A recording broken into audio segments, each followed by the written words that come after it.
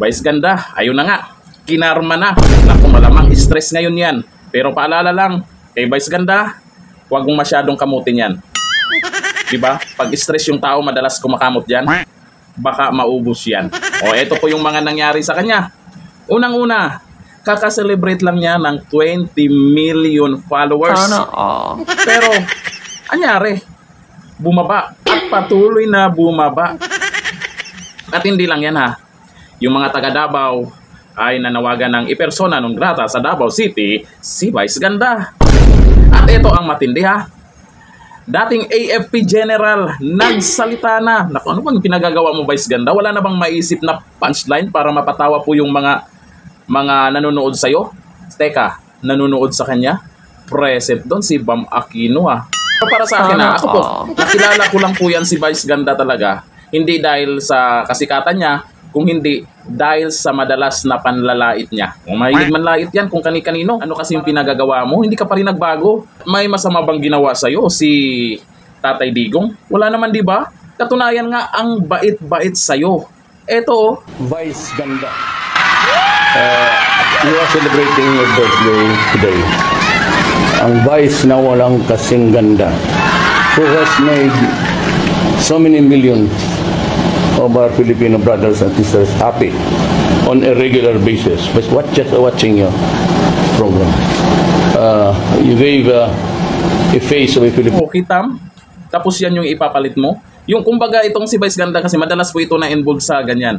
Nanlalait, yung mga wala namang ginagawang masama sa kanya. Ngayon, ito na. Yung mga inendorso niyang produkto ay apektado na rin.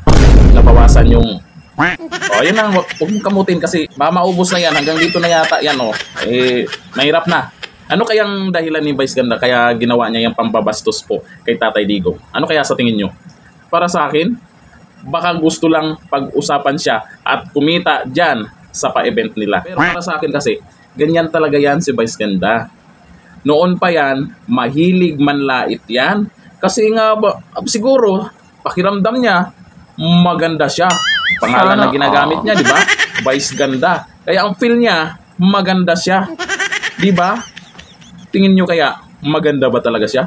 Pero yung kagandahan naman ng isang tao, hindi sa panlabas yan, hindi kailangan magparitoke at kung ano yung ginagawa sa mukha, kung hindi nasa kalooban yan. At yung mga binabato nyo po kay Vice ganda, yung mga masasakit na salita nyo po na binabato kay Vice ganda, hindi na po siya masasaktan yan. Manhid na yan kasi wala siyang pakialam sa mga nararamdaman ng kanyang nasaktan pag siya'y nanlalait, nambabastos, ugali na niya yan.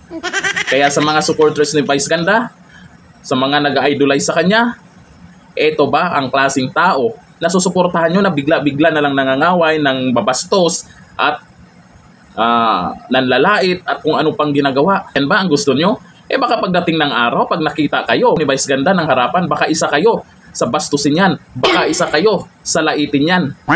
O ano na, mag-isip-isip na. Milyon-milyon na rin ang umayaw sa kanya. Vice ganda, huwag mong masyadong kamutin ha. Hanggang dito na lang. Thank you. Bye-bye.